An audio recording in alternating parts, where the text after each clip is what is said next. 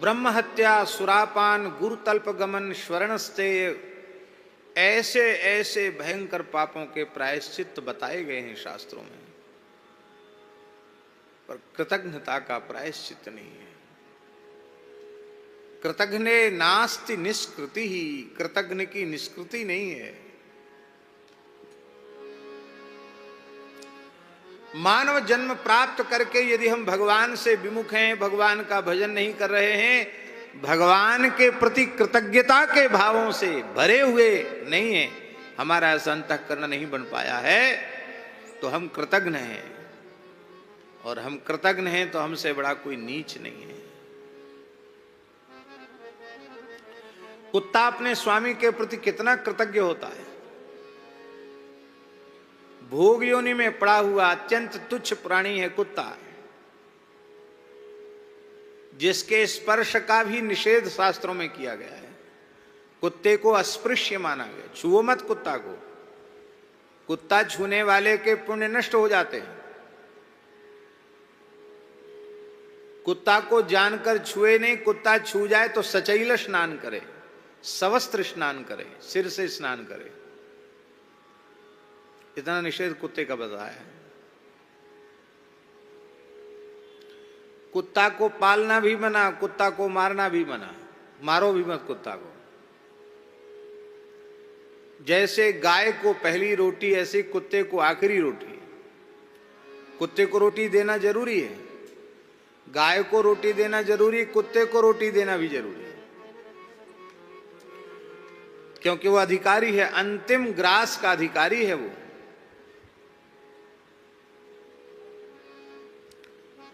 जो कुत्ते को टुकड़ा नहीं देते, गरुड़ पुराण में लिखा है, वे मरने के बाद नरक जाते हैं।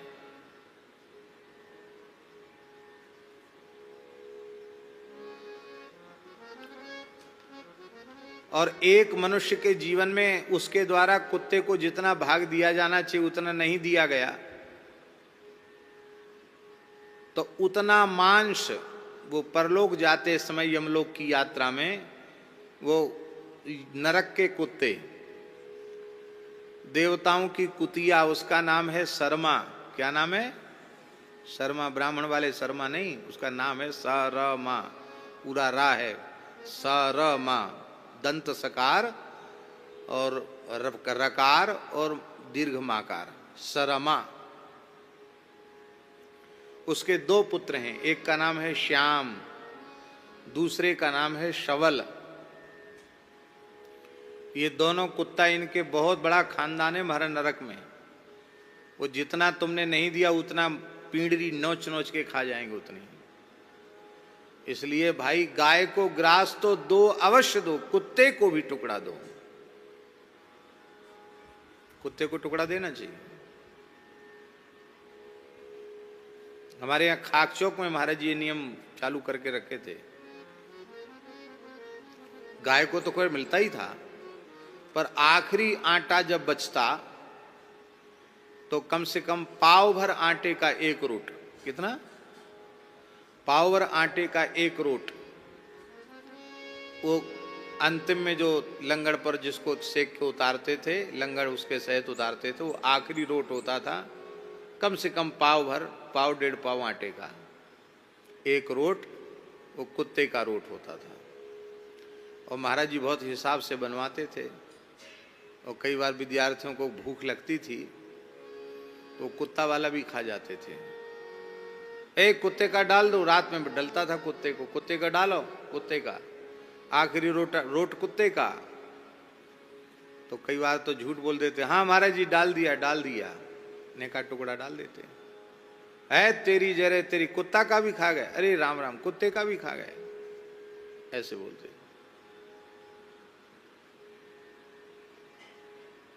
भूखे मर जाओ पर कुत्ते का अंश मत खाओ, भूखे मर जाओ पर गाय का अंश मत खाओ। महापुरुषों की वाणी। कुत्ते को देना चाहिए, पर कुत्ते को घर में पालना, कुत्ते को छूना निषिद्ध है।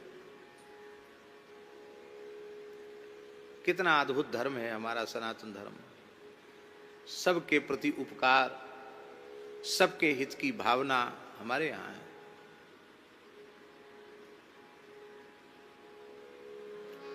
श्री वृंदावन बिहारी लाल की जय। राधा रानी की जय। जय जय श्री राधे।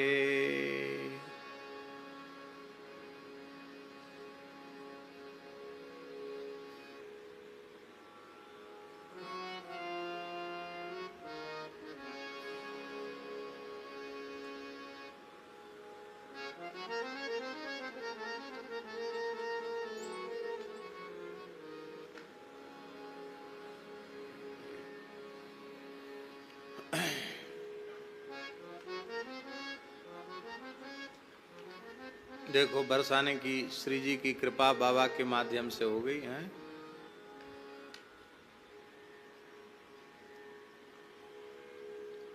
जिसके घर में कुत्ता रहता है उसके घर में देवता पूजा ग्रहण नहीं करते हैं, पितर श्राद्ध ग्रहण नहीं करते हैं, उसके घर का अन्न जल खाने योग्य नहीं होता, छूने योग्य नहीं होता है। क्यों? कुत्ता सब जगह घूमता है, सबको छूता है, तो वो छूने के कारण वो वस्तु सब खाने के योग्य नहीं रह जाती।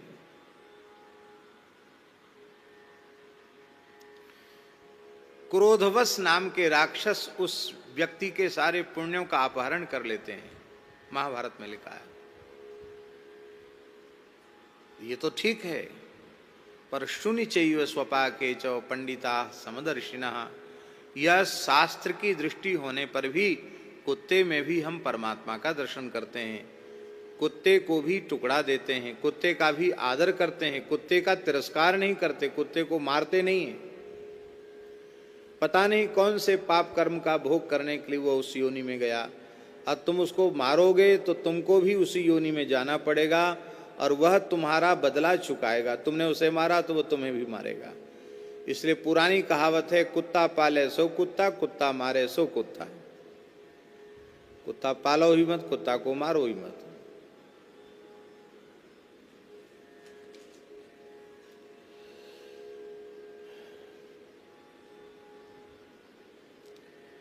उस कुत्ते में, ये बात हम इसलिए कह रहे थे कि वह अस्पृश्य प्राणी है, शास्त्र की दृष्टि से छूने योग्य नहीं है वो। और उस अस्पृश्य प्राणी में भी एक कितना बड़ा गुण है, कृतज्ञता का। वो अपने स्वामी के दिए हुए एक टुकड़े को खाकर मालिक का दरवाजा छोड़कर कहीं नहीं जाता, रात भर जागकर चौकसी करता है, चौकीदारी करता है, मालिक के आते ही नाचने लग जाता है, पूंछ हिला हिला करके, दुम हिला हिला करके।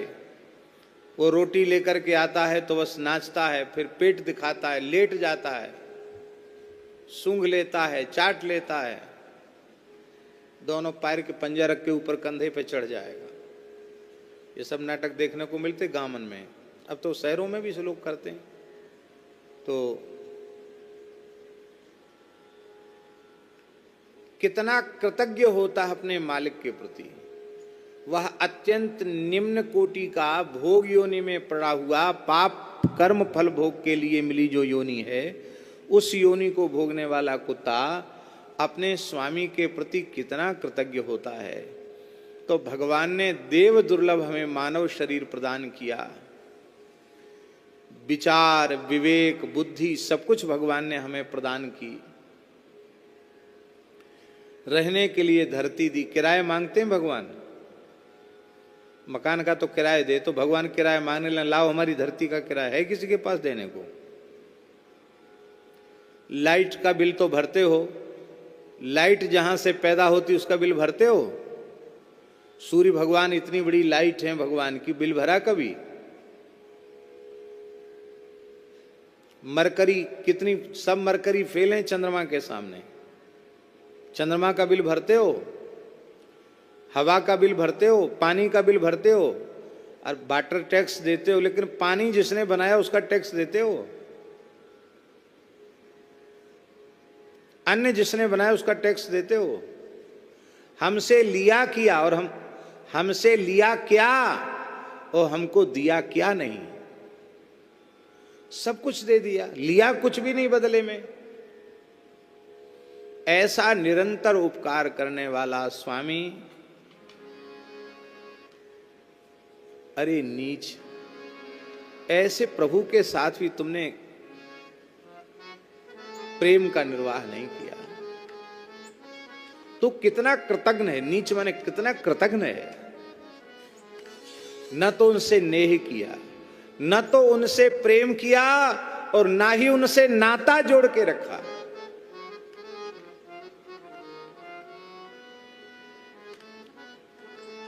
कुत्ते को अपने मालिक के प्रति जैसी कृतज्ञता होती है, ऐसी कृतज्ञता का भाव भी भगवान के प्रति हमारे हृदय में उदित हो जाए तो महाराज जी ये बात बिल्कुल पक्की है, भगवान प्रत्यक्ष हो जाएंगे। पर इतनी भी कृतज्ञता का भाव हमारे हृदय में नहीं आता।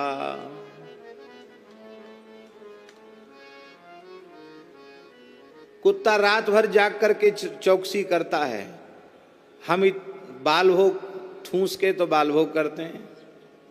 नाम रहता उसका बाल भोग नहीं, कुछ नहीं, वो सब राजभोग का दादा गुरु है। और राजभोग में भी महाराज सांस चलती है, भगवान की दया समझो नहीं। सांस न चले हमारा बस हो तो इतना ठूस के खा लें कि सांस भी न चल पावे। वही हालत ब्यारू में। और जब देखो तब बकरी जैसा मुंह तो चलते ही रहता है, कुछ आया खाओ मुंह में डालो। पर भगवान का स्मरण हम कितना करते हैं। संत श्री पीपा जी का एक पद है, याद नहीं है लेकिन बड़ा प्यारा पद है। राम तेरी,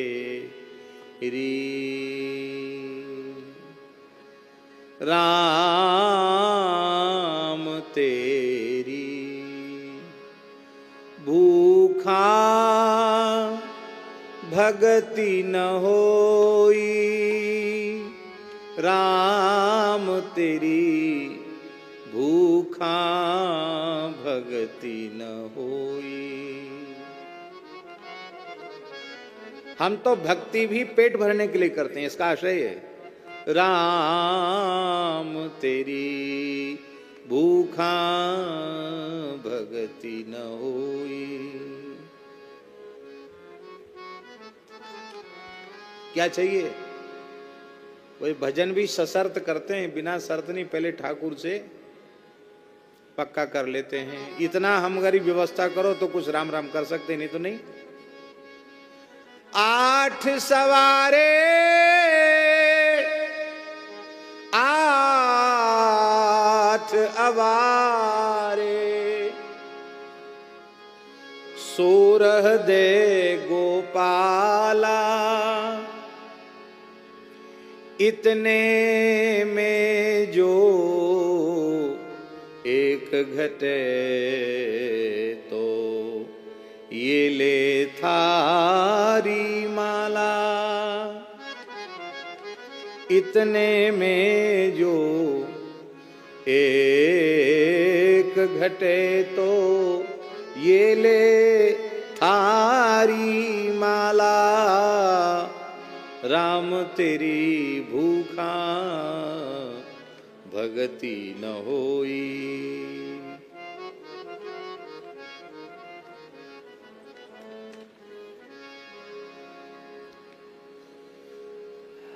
राम तेरी भूखा भगति न होई। 8 रोट तो चाहिए सवेरे सवेरे, सुन लिया? बाद में माला फेरना। 8 रोट पहले खाओ सवेरे। 8 रोटी चाहिए, वो छोटी पतली वाली नहीं,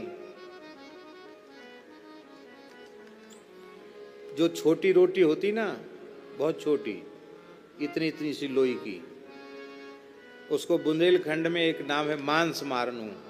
क्या नाम है? मांस मारनू। मांस माने मनुष्य को मार देने वाली।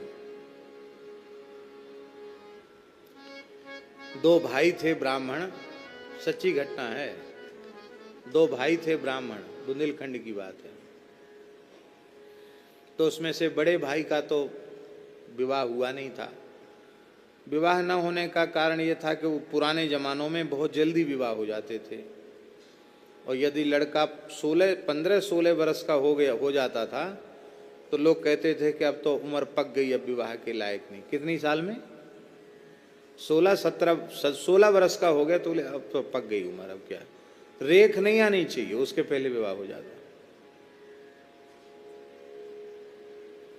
तो बेचारे उनका तो थोड़े परिपक्व हो गए, 16-17 के हो गए होंगे, उनका ब्याह हुआ नहीं, छोटे वाले भाई का हो गया।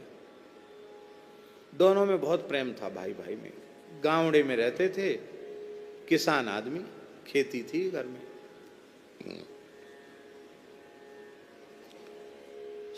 संस्कार होता किसी किसी का।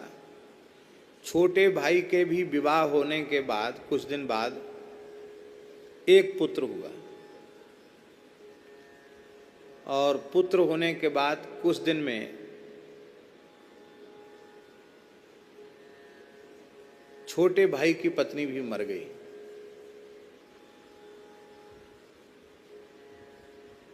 अब घर में 3 बच्चे, एक तो उस बच्चे के ताऊ जी, एक उसके पिताजी, एक वो बच्चा स्वयं। पत्नी मर गई छोटे वालों की भी। 7-8 साल का था बच्चा तब मरी, तो पालने पोसने की कोई बात नहीं थी, पला पुसा बालक था। तो फिर दोनों भाइयों ने विचार विमर्श किया कि भाई इसको, हम लोग तो ज़्यादा पढ़े लिखे नहीं, पर इस बच्चे को पढ़ाना चाहिए। द्वारा विवाह छोटे भाई ने किया नहीं और बच्चे को पढ़ाया। पढ़ाने से बहुत योग्य था पढ़ने में, लड़का बहुत अच्छा पढ़ा और कोई बड़ा अधिकारी हो गया। बड़ा अधिकारी का मतलब कलेक्टर की रैंक का अधिकारी, जिले में बड़ी पोस्ट, बड़ा आईएएस कुट रैंक का अधिकारी हो गया। और आईएएस रैंक का अधिकारी हो गया तो स्वाभाविक है उसका विवाह भी बहुत बढ़िया हुआ, अच्छी पढ़ी लिखी लड़की से विवाह हुआ। पर वो लड़का बड़ा पितृभक्त था, इसलिए उसने शर्त रखी विवाह में कि हमें चाहिए तो फूटी कौड़ी भी नहीं, पर मेरी एक शर्त है कि मैं अपनी बहू से नौकरी नहीं कराऊंगा, और मेरी बहू का केवल, मेरी पत्नी का एक ही काम होगा कि मेरे पिताजी और मेरे ताऊ जी दोनों को किसी भी प्रकार का कष्ट न हो। इसका मतलब है कि मैं चाहे जहाँ रहूँगा पर उसको रहना पड़ेगा गांव में, या मेरे ताऊ जी पिताजी मेरे पास रहेंगे तो वहाँ रहना होगा। उनकी सेवा मुख्य है, क्योंकि उन्होंने बहुत कष्ट से हमको पाला है और हमको पढ़ाया लिखाया है, हमको आदमी बनाया है, हम उनके प्रति कृतज्ञ हैं। कन्या भी बहुत अच्छे घर की थी, भले घर की थी। और ये भी हुआ कि भाई कुछ दिन बाद तो दोनों, इसके मतलब बच्चे के पिताजी ताऊ जी भी जहाँ वो रहेंगे वहाँ चले जाएंगे, यहाँ गांव में क्या करेंगे रह करके। पर उनका बचपन गांव में बीता था, तो गौ सेवा घर में थी, गाय के बिना और दूध दही घी के बिना उनका मन नहीं लगे। गाँवड़े का वातावरण अच्छा होता है, गांव की जैसी प्रसन्नता खुलापन कहीं होता नहीं। हमको भी गांव में अच्छा लगता है, शहर में हमको अच्छा नहीं लगता, गांव में अच्छा लगता। अब तो जमाना बदल गया, नहीं गांव में 14-15 साल तक के लड़के तो नंगे घूमते रहते थे। हाँ, कूद कूद नंगे नंगे नहाते सब, नदी में तालाब में सब।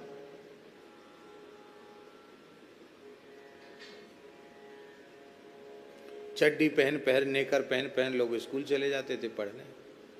घुटन्ना, यहाँ तक का घुटन्ना पहन के, नाड़ा लटक रहा हो, नाक पहुँचते जा रहे हैं, स्लेट बत्ती लेके जा रहे हैं। बड़े अच्छे होते हैं गांव के लोग, ज़्यादा उनमें कोई छल कपट तो होता नहीं, प्रसन्न रहते हैं। अब तो टीवी ने सब बिगाड़ दिया, सब शान शौकत में सब बर्बाद हो रहे हैं। शान शौकत पहले थी नहीं, बाजार से खरीद के कोई तेल लगाता था गांव में, तिल का तेल भी घर में हो जाता, उसको कहते थे मीठो तेल, और सरसों का तेल उसको कड़ुआ तेल, डार में रखते चपिया में, मीठो तेल करौ तेल। और लोगों में विवेक था, कड़ुआ तेल किस दिन लगाना है, मीठा तेल किस दिन लगाना है। ये भी विवेक लोगों में था। सपर के आए, नहा के आए और डार में खोली, डार की चपिया में हाथ भोरा, निचुर रहा तेल, बस। ऐसी बढ़िया जीवनी गांव की। तो गांव में जो खुलापन होता है, चाहे जैसे घूम आओ, चाहे बनियान पहन के घूम आओ, चाहे उघारे घूम आओ।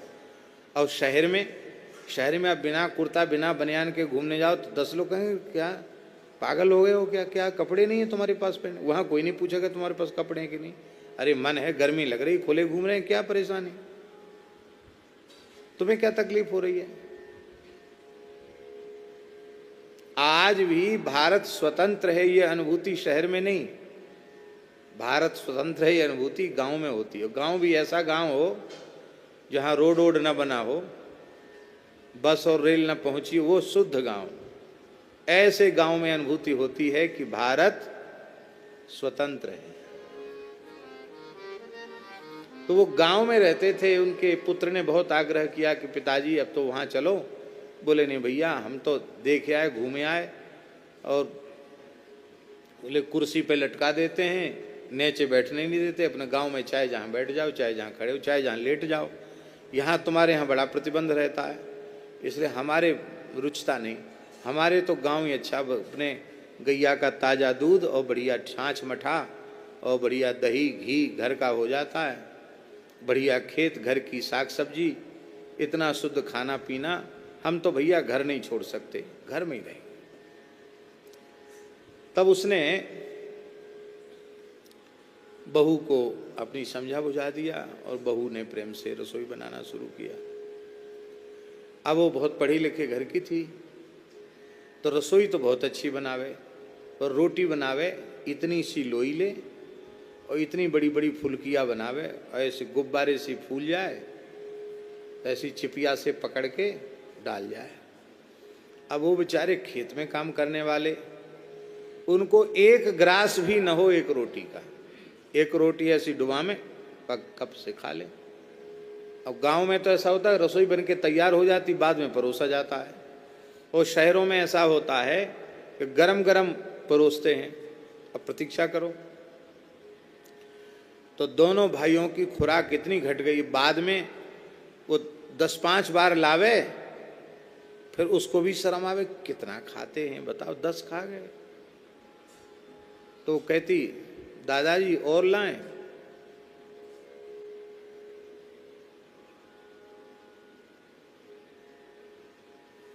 तो बेचारे शर्म के मारे कहते रंदो बेटा रंदो, रंदो माने रहने दो, रंदो बेटा रंदो।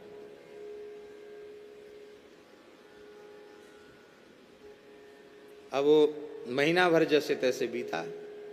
जैसी छुट्टी लगी तो पुत्र आया, वो कहीं दूसरे जिले में था, आया, आ करके बड़ा प्रसन्नता हुई घर में। कहो आपकी बहू ठीक से सेवा तो कर रही है? अरे बोले महाराज क्या कहना, घर में तो ऐसे गुलदस्ता आ गए, क्या क्या कहना, बहुत अच्छा हो गया, बहुत बढ़िया हो गया। पर एक शिकायत है। क्या? बोले जा जो मोड़ी आई ना अच्छे घर से, मांस मारनू रोटी बनाऊ। माने मांस, मनुष्य का पेट तो भरेगा नहीं तो आदमी मर जाएगा। मांस मारनू रोटी बनाऊ, ना तो खेत पे काम कर सकें ना कहीं घूम सकें। देखो हम 2 भैया कमजोर रह गए, या तो हम अब बुढ़ापे में अलग अलग हो जाएं, सो जे खाएं मांस मारनू रोटी, हम तो नहीं खाएं, हम तो अपने टिक्कर ठोकें और खाएं, रोट बना लेंगे खा लेंगे।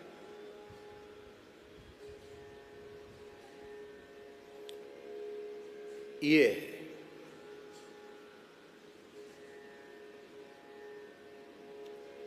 खाने वाले को भी संकोच हो जाता है। तो पीपा जी महाराज करे 8 सवारे, वो मांस मारनू रोटी नहीं, छोटी छोटी वाली, बड़े बड़े रोट टिक्कड़। 8 सवारे और 8 अवारे।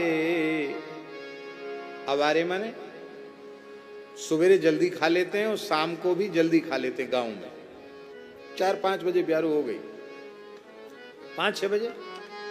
तो अवारे मैंने अपराह्न में 8, कितनी हो गई? 16। रात को अपना 1.5 सेर दूध पी गए।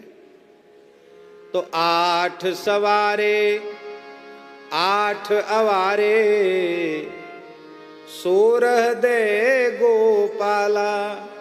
गोपाल जी भजन तब करेंगे, पहले पक्की लिखा पढ़ी करो। 16 रोट चाहिए हमको रोज, और इनमें तेजो एक घटे तो ये ले थारी माला। राम तेरी भूखा भगति न होई, संत पीपा जी का पद है। राम तेरी भूखा भगति न होई। एक कुआं खुद रहा था, तो कुआं खुदने में गहराई जब हो जाती तो बड़ी सावधानी से खोदना पड़ता, कहीं ऊपर का नीचे न चला जाए, भीतर से वो ना हो जाए, कगार ना आ जाए।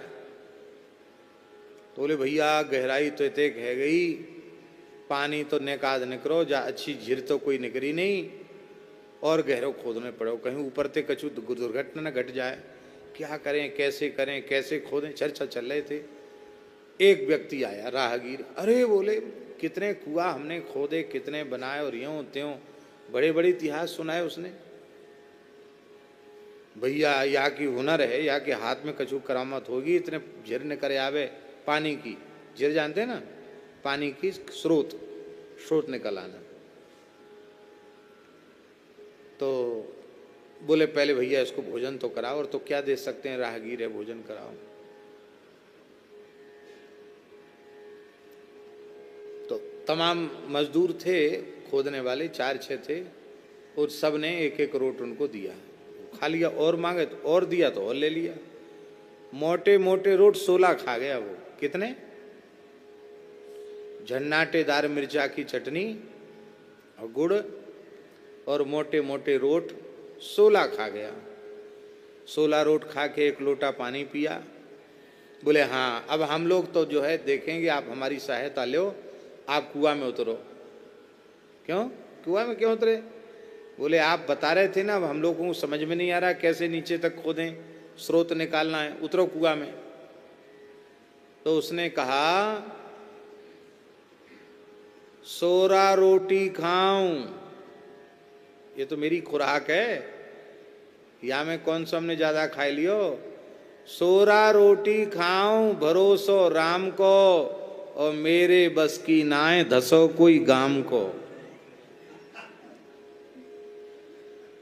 ब्रज की कहावत है, मेरे बस की नाय धसो कोई गाम को, और बस अपना पिछोरिया डाली कंधा पे और 9-2-11। ये उन लोगों के लिए कहा जाता जो खाते तो खूब हैं, सेवा बिल्कुल नहीं करते हैं, सेवा में कन्नी काटते हैं। ऐसे लोगों के लिए कहावत करे, भैया ये तो वही आदमी है, 16 रोटी खाऊं भरोसो राम को, और मेरे बस की नाय धसो कोई गाम को। कोई गाम को धसया में, हम नाय धसे वाले भैया, हम तो चले।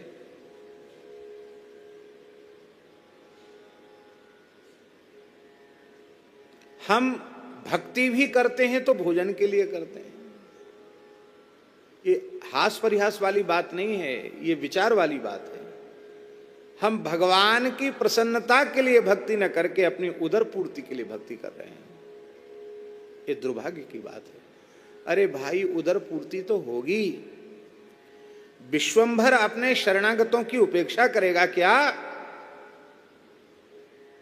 जिनका नाम विश्वंभर है, नाम विश्वंभर, मलुकदास जी महाराज करे वाणी में, नाम विश्वंभर विश्व जिगावे, नाम विश्वंभर विश्व जिगावे, साँझ बिहान रिजक पहुँचावे, साँझ बिहान रिजक पहुँचा, राशन पहुँचाता, साँझ बिहान रिजक पहुँचावे, साँझ बिहान जग पहुँचावे।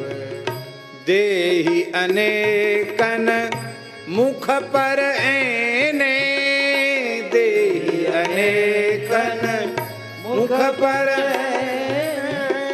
अब गुण करे सो गुण करी माने, अब गुण करे सो गुण करी माने। गरुआ ठाकुर है रघुराई, गरुआ ठाकुर है रघुराई। गरुआ ठाकुर है रघुराई, गरुआ ठाकुर है रघुराई। कह मलूक का करूं बड़ाई, कह मलूक का करूं बड़ाई। कह मलूक का करूं बड़ाई, कह मलूक का करूं बड़ाई। नाम विशंभर विश्व जियावे, नाम विशंभर विश्व जियावे। ये विश्वंभर हैं भाई, सारे विश्व का भरण पोषण करते हैं। नास्तिक से नास्तिक का पेट भरते हैं, भजन करने वाले को भूखा रखेंगे क्या? भूखा नहीं रख सकते। पद्म पुराण का श्लोक है बाबा,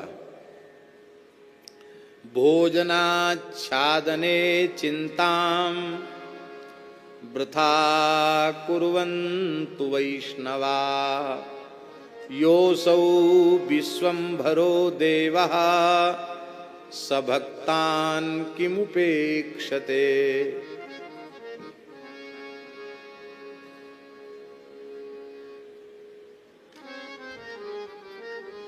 भोजन की और वस्त्र की और भी जो कुछ अत्यंत आवश्यक सामग्री, उसकी चिंता वैष्णव को नहीं करनी चाहिए, क्योंकि जो भगवान विश्वंभर हैं वे अपने भक्तों की उपेक्षा कर देंगे क्या? अभी कुछ दिन पूर्व की घटी हुई घटना हम आपको सुना रहे हैं। यह घटना हम इसलिए सुना रहे हैं कि जिसमें आपका विश्वास दृढ़ हो गए। एक ब्राह्मण बालक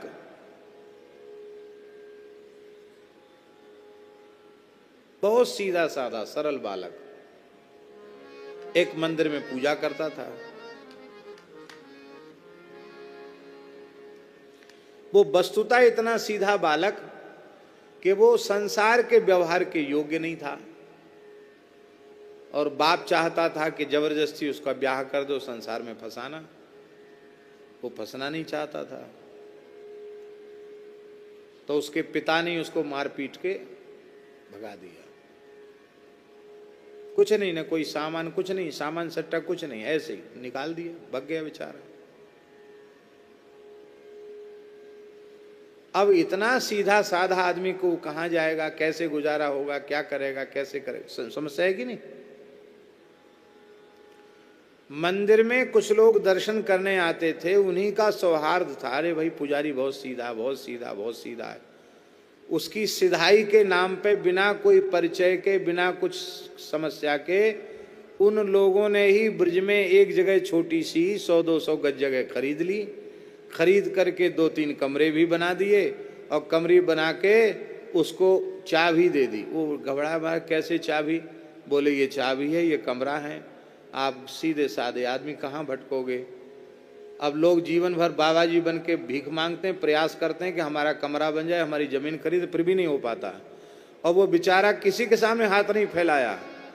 सीधे के भगवान होते हैं, प्रत्यक्ष भगवान ने चमत्कार करके दिखा दिया।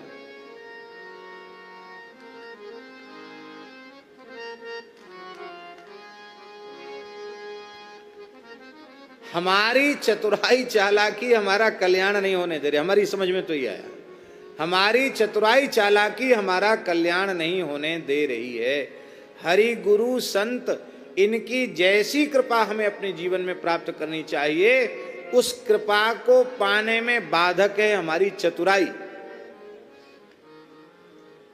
इसलिए भजन की शर्त है, मन क्रम बचन छाड़ी चतुराई, मन क्रम बचन छाड़ी चतुराई, भजत कृपा करी है रघुराई, भजत कृपा करी है रघुराई, भजत कृपा करी है रघुराई, भजत कृपा करी है रघुराई। आप भगवान के होके तो देखो, हो सकता है 2400 घंटे धन के पीछे पड़े रहने वाले, कमाने वाले भूखे सो जाएं, पर ठाकुर जी के सहारे मस्त रहने वाले लोग अपनी इच्छा से भली भूखे रह जाएं, ठाकुर जी कभी उनको भूखा नहीं रखते।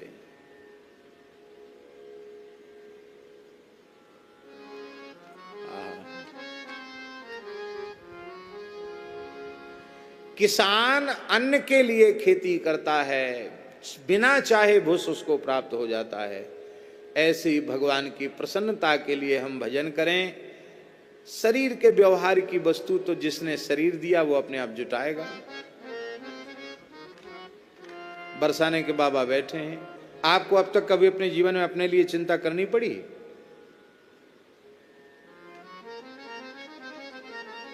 अरे भाई, जिसके दरबार में बैठे कोई कमी है उसके दरबार में? लाडली जी के दरबार में बैठे हैं।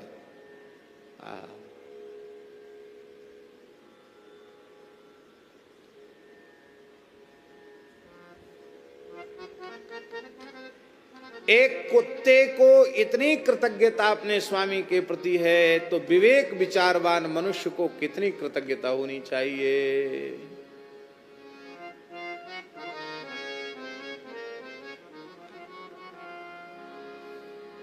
इनको राम तीर्थदास जी को पता होगा। ये पंजाबी भगवान है, पंजाबी बाबा हैं, पिंडोरी धाम के हैं, इनको पता है। पंजाब के संत जो बुल्ले शाह थे,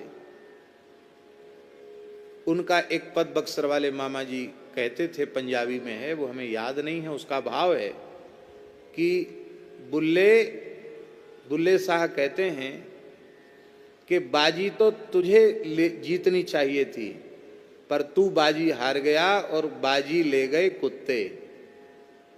क्या है? हैं? हाँ, उठ बुल्ल्या रूठा यार मना ले, बाजी ले गए कुत्ते। हाँ, उठ, हाँ, उठ बुल्ल्या चल यार मना ले। अरे बुल्ल्या उठ, बुल्ले शाह नाम, उठ बुल्ल्या चल यार।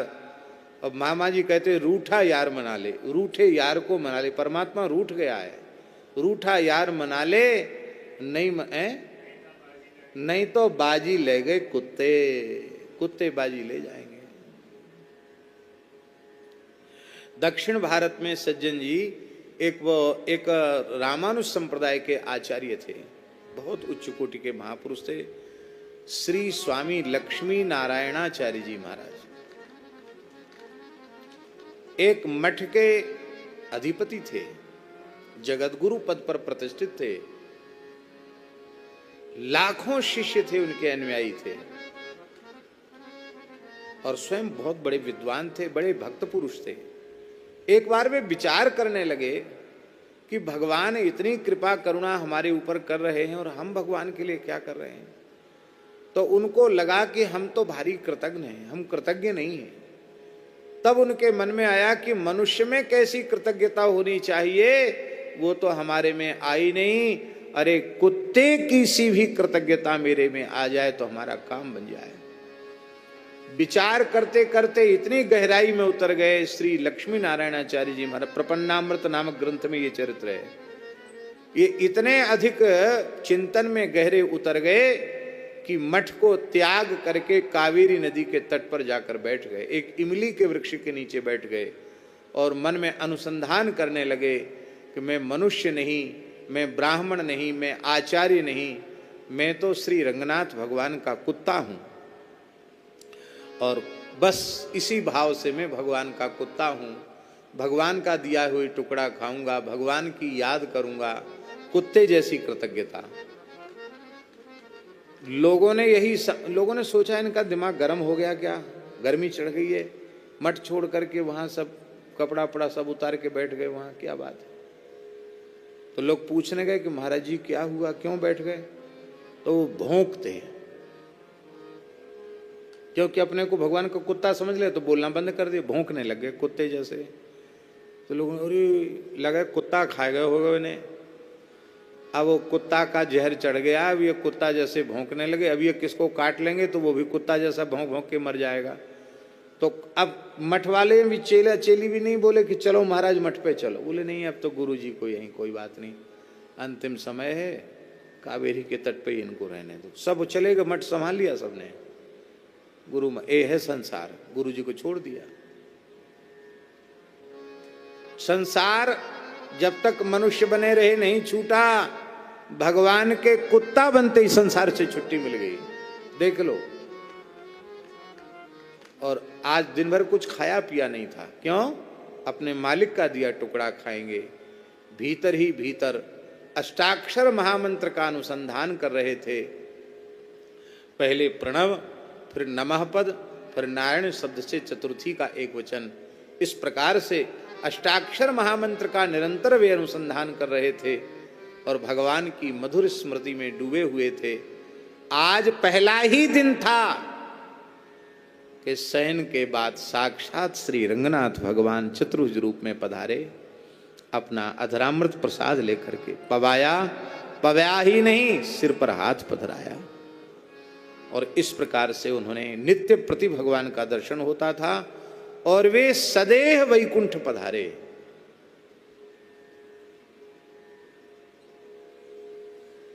ध्यान में आई बात। कुत्ते के मन में स्वामी के प्रति जैसी भक्ति होती है, ऐसी भक्ति भी भगवान के प्रति हमारी नहीं है। यदि भगवान की यह आदत होती, स्वभाव होता, अपने आश्रित भक्त के दोषों को गिनने का, दोषों को ग्रहण करने का, दोषों को स्वीकार करने का स्वभाव यदि राम जी का होता, तो कोई जीव राम जी की शरणागत हो ही नहीं पाता, किसी का कल्याण ही नहीं होता। कैसे?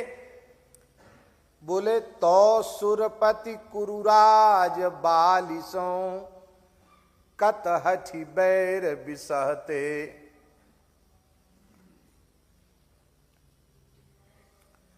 यदि अपने भक्तों का दोष भगवान मन में लाते तो इंद्र, दुर्योधन और बाली इससे हट करके शत्रुता क्यों ले लेते? अब देखो, इंद्र भी वानर राज बाली के रूप में श्री राम कार्य के लिए ही उत्पन्न हुआ है।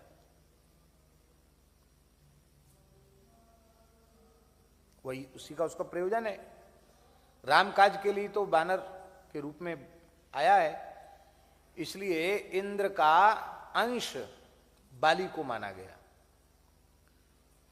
और राम जी ने देवराज इंद्र के अंश बाली का वध कर दिया। सुन सुग्रीव मारी हो बाली ही एक ही बाण, ब्रह्म रुद्र शरणागत गए न उबरहि प्राण। क्यों मारा बाली को? क्यों मारा? बाली ने खुद पूछा तो राम जी ने क्या कहा? अनुज बधु भगनी सुत नारी, सुनु सठ कन्या समये चारी।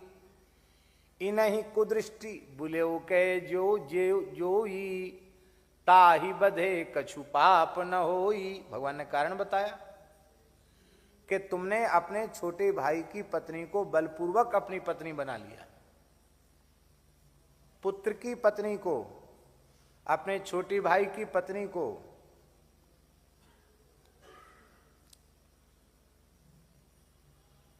ये सब करने वाले, ये सब कन्या के समान हैं। भगनी सुत नारी, ये सब कन्या के समान है।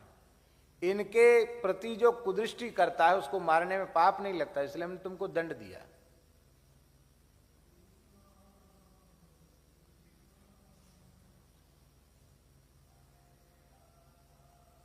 इसी दोष के कारण बाली का वध कर दिया, सुग्रीव को राजा बना दिया।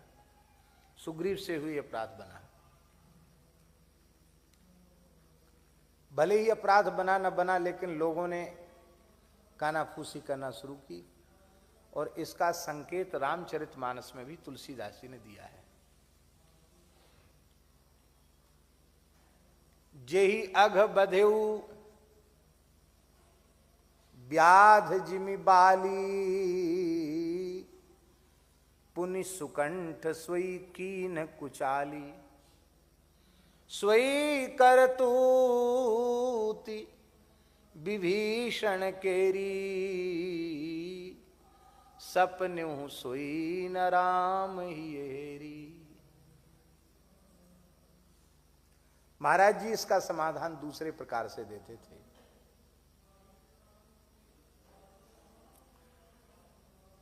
महाराज जी कहते थे कि बानर राज बाली था और राजमाता तारा थी। तारा भगवान श्री राम की महान भक्ता थी। भक्ता न होती तो राम जी का महात्म्य अपने पति बाली को कैसे बताती, शरणागति की महिमा कैसे बताती। महान भक्ता थी, महान भक्ता है, और बानर इसको अपनी माता के रूप में, राजमाता के रूप में देखते हैं। और बड़ा भाई पिता के समान है तो मेरे लिए माता की जैसी ही है। इसलिए यदि सिंहासन पर तारा भी बैठेगी मेरे साथ तो प्रजा में विद्रोह के स्वर नहीं आवेंगे। मेरे द्वारा तारा का सम्मान हो जाएगा और मुझे एक विवेकी व्यक्तित्व का संपर्क प्राप्त होगा, जिससे मैं पतन के गर्त में जाने से बच जाऊंगा। महाराज जी ऐसा समाधान देते थे। इसलिए सुग्रीव जी ने बाली जहां बिठाता था तारा को, वहीं सुग्रीव जी ने भी तारा को बिठाया, बाईं ओर बिठाया। और संसार तो संसार है, किसी को कहने में चूक था। लो साहब, राम जी बड़े धर्मात्मा बनते, यही कह रहे थे कि छोटे भाई की पत्नी उसको बिठा लिया बगल में, इसलिए उसको मार दिया। ये देखो, एक बड़े भाई की पत्नी तो मां के समान होती है, उसको इन्होंने बगल में बिठा लिया, सो कुछ नहीं। राम जी अपने का दोस्त तो देखते ही नहीं। भले ही लोगों ने कहा, लेकिन राम जी ने सपने सोई न राम ही हेरी। ये समाधान महाराज जी देते थे। तारा वहां क्यों बैठी? बोले तारा ने मन में विचार किया, महाराज जी का दिया हुआ भाव। तारा ने मन में विचार किया कि अब तक मैं विमुख के संपर्क में थी। अभिमानी बाली जो प्रभु श्री राम से विमुख था, मैं उसका संग कर रही थी, उसके संपर्क में थी। अब एक महान शरणागत भगवत भक्त राम जी का सखा, उसके संपर्क में रहने का सौभाग्य मिल रहा है। तो एक भक्त की सन्निधि में बैठने से मेरे हृदय में भी भगवत प्रेम का संचार हो जाएगा। इसलिए भगवत भक्ति अति दुर्लभ है, वही प्राप्त करना जीव का लक्ष्य होना चाहिए। इस भाव से तारा ने ऐसा किया। क्यों? क्योंकि भगवान जिसे ज्ञान दे दें वह फिर विषय सेवन करेगा। तारा को भगवान ने ज्ञान दे दिया है। तारा विकल देखी रघुराया, दीन ज्ञान हरि लीनी माया। ज्ञान दे दिया, माया हर लिया। तो भगवान ने जिसकी माया का हरण कर लिया हो, वो पाप पंख में डूब जाए, विषय पंख में डूब जाए, ये कैसे संभव है? पर संसार तो किसी को भी कुछ भी कहता है।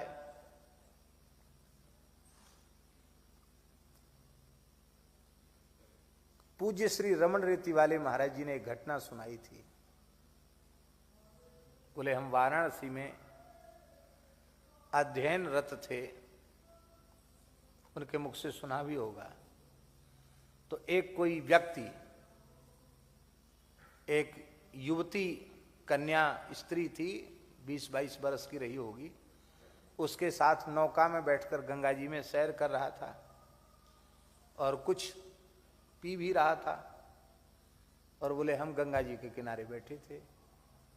तो उस दृश्य को देख करके मन में बड़ी विकृति सी आई कि अरे देखो, मोक्ष प्रदा काशी पुरी है, गंगा जी साक्षात ब्रह्मद्रव स्वरूपा हैं, संध्या का समय है और ये सैर कर रहा है गंगा जी में और अटखेलियां कर रहा है, हंस रहा है, हैं?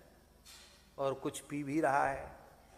तो कम से कम इस अधेड़ उम्र के व्यक्ति को तो ऐसा नहीं करना चाहिए, ऐसा मन में आया। लेकिन अब कही क्या सकते थे? अपरिचित व्यक्ति से ना पृष्ठ कशित ब्रूयात, बिना पूछे पंच नहीं बनना चाहिए। तो हम वही अपना संध्योपासन करते रहे, बैठे रहे। तब तक वो सैर करके आया, नौका रुकी, आकर के उसने बड़ी श्रद्धा से प्रणाम किया, स्वामी जी प्रणाम, और कहा, हंसते हुए कहा कि मेरी बेटी है ये। कहाँ बाहर पढ़ती है? कहीं बंबई में या कहाँ बताया है? विदेश में। क्या बताया? हाँ बाल्यकाल, हाँ हाँ बाल्यकाल में इसका विवाह हो गया था। अब बहुत दिन बाद अपने पिता से मिलने आई, तो काशी की ही थी। तो काशी में बचपन बीता, गंगा जी में नौका में खूब सैर किया। तो इसने फिर कहा कि पिताजी मुझे गंगा जी में सैर करा दो। तो गंगा जी में सैर करा रहे थे और वो शरबत की बोतल होती ना, ठंडा पानी भरा रहता उसमें रंग बिरंगा, तो वो ठंडा पानी, इसको कोल्ड ड्रिंक कहते क्या कहते, वो पिलाया जा रहा था। तो ये मेरी बेटी है? और क्या कहा? ये स्वभाव से थोड़ी नटखट है, ऐसा भी कुछ कहा क्या? किस है? हाँ हाँ, तो महाराज जी के नेत्रों से आंसू आ गए कि देखो मैं अपने अशुद्ध चित्त के कारण कैसी कल्पना कर बैठा, इसके प्रति संदेह, उसके प्रति संदेह, पर ये बाप है और ये उसकी बेटी है। संसार संतों को भी अपने नजरिए से देखता है।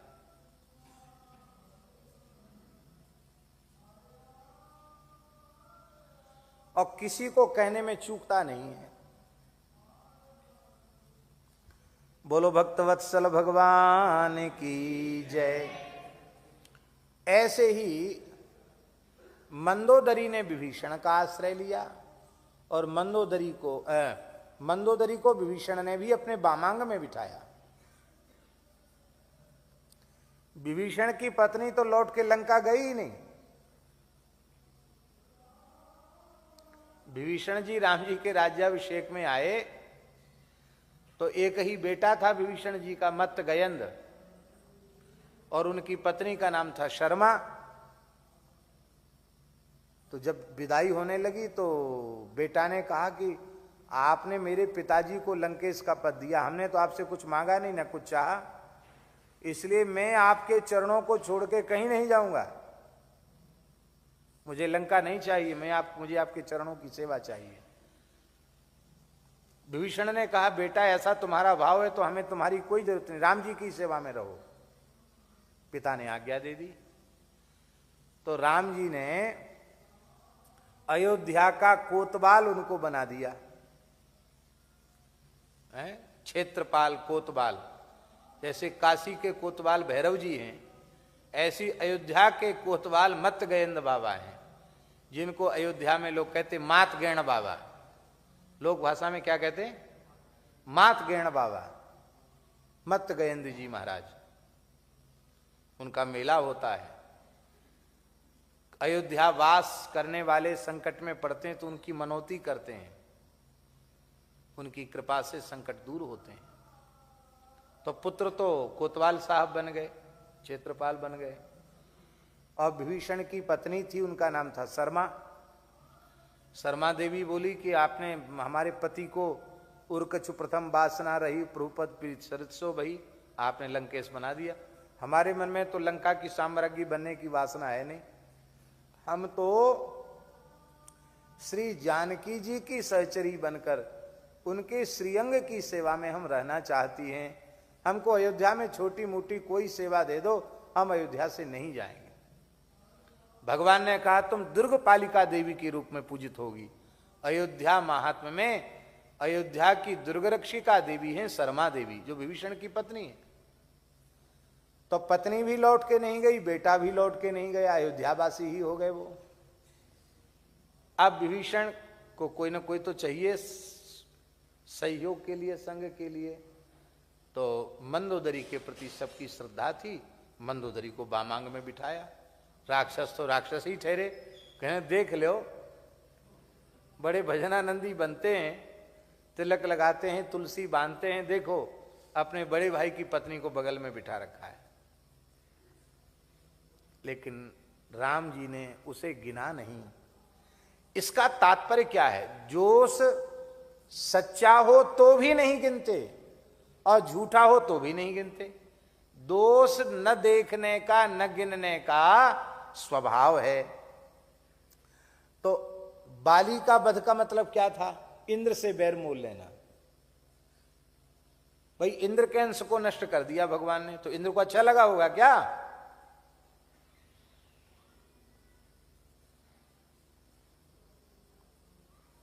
और एक भाव और दे देते हैं। इंद्र के मन में थोड़ा दुख था कि अरे भाई बुद्धि शुद्ध कर देते, मार ही दिया, बताओ हमसे कोई सेवा ही नहीं ली, हम उसको मार ही दिया। उसका उत्तर हम देंगे। अभी स्मृति में मेरे नहीं आ रहा है, वो लालवाड़ी डायरी है उसमें लिखा है श्लोक।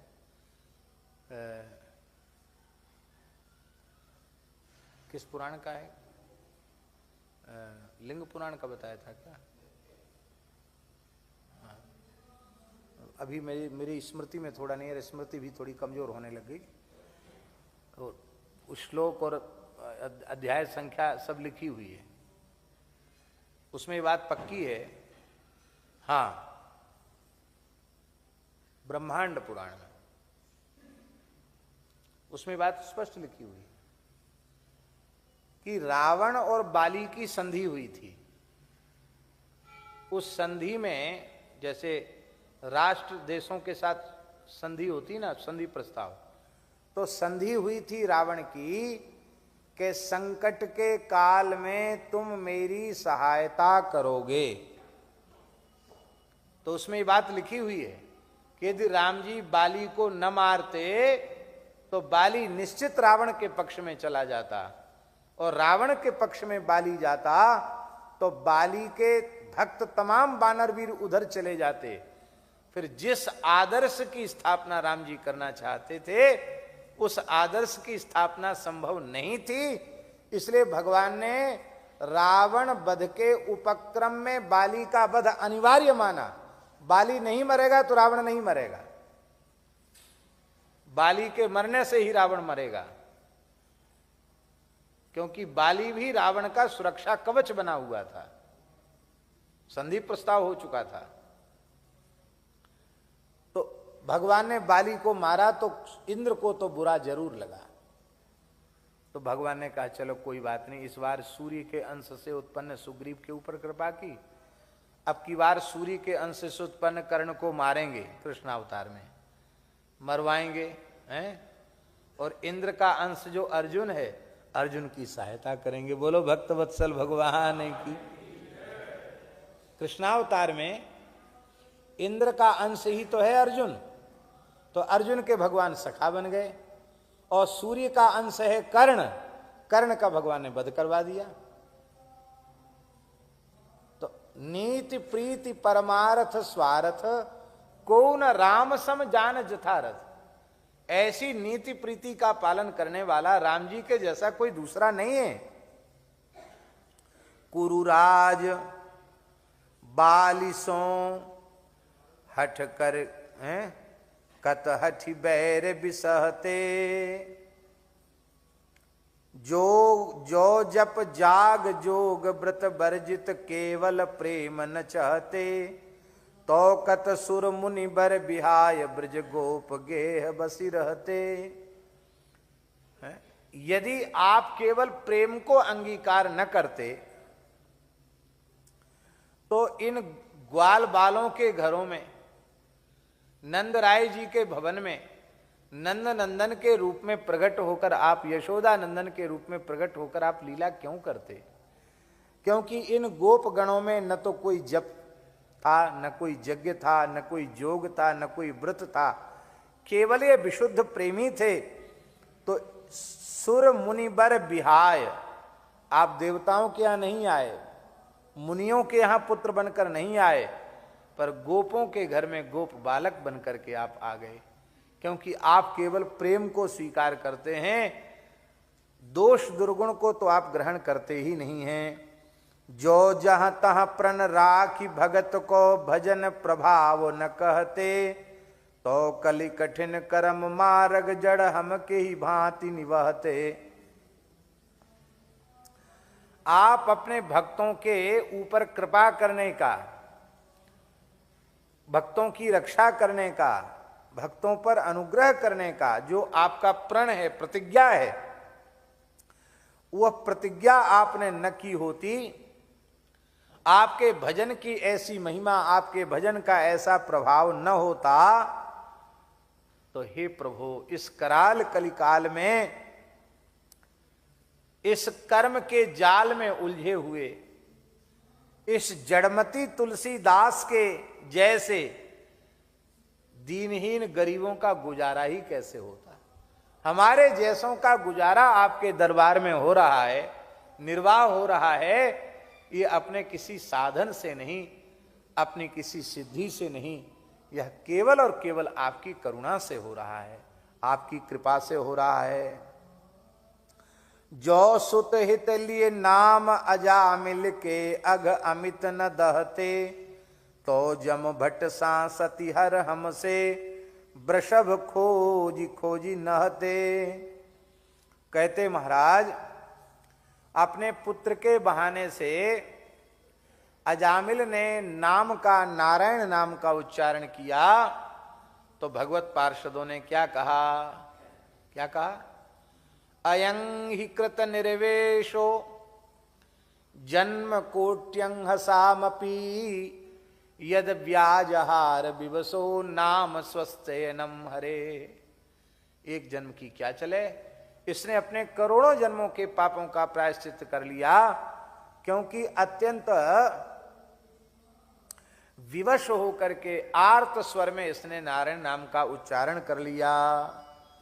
तो यदि आपने अजामिल के अमित पापों को पुत्र के बहाने से भी लेने पर नष्ट न किया होता, तो जमराज हमारे जैसे लोगों को, जो बैल के जैसे हर समय लड़ने के लिए तैयार रहते हैं, डाकते रहते हैं, कोई मरखना साढ़ होता ना, मरखना साढ़, ओ हमेशा त्योरी उसकी चढ़ी रहती है। तो ऐसे मरखने को जो होते हैं ना, वो खूब बड़े मजबूत लोग होते हैं, तो वो बलपूर्वक पकड़ के उसको नाथ डाल देते हैं। कहते हमारे जैसों को जमदूत खोज खोज कर नाथ डालते और घसीट घसीट कर जमलोक ले जाते, यदि आपके नाम का प्रभाव न होता। आपके नाम के प्रभाव से हमारे जैसे अहंकारी मलिन जीवों का भी इस कराल कलिकाल में कल्याण हो रहा है। जो जग विदित पतित पावन, अति बांकुर बिरद न बहते, तो बहु कलप कुटिल तुलसी से सपने हूं सुगति न लहते। हे भगवान, आपकी जो पतित पावनता है वो जग विदित है। सारे संसार में आपकी पतित पावनता प्रसिद्ध है। यदि इस पतित पावनता का स्वभाव, इस पतित पावन बाने को, स्वरूप को, स्वभाव को आपने अंगीकार न किया होता तो तुलसीदास जैसे कुटिल जीव तो अनेकों कल्पों में भी साधन करते करते मरते, पर उनको कभी सुगति नहीं मिलती, उत्तम गति नहीं मिलती। पर तुलसीदास जैसे जीवों को भी इस कराल कलिकाल में उत्तम गति मिल रही है। यह केवल और केवल आपके नाम की अचिंत्य महिमा का प्रभाव है।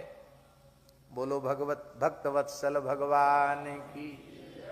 तो ऐसा नाम जपने वाला, चाहे उसमें भाव हो या न हो, झूठे सच्चे कैसे भी नाम लेता है, राम राम करता है, बस उस नाम लेने वाले को भगवान अपना प्राण प्रिय दास मान लेते हैं। और जिसे दास मान लेते हैं वह दास का प्रेम कितना हुआ इसकी परवाह नहीं करते हैं, अपनी ओर से प्रेम करने लगते।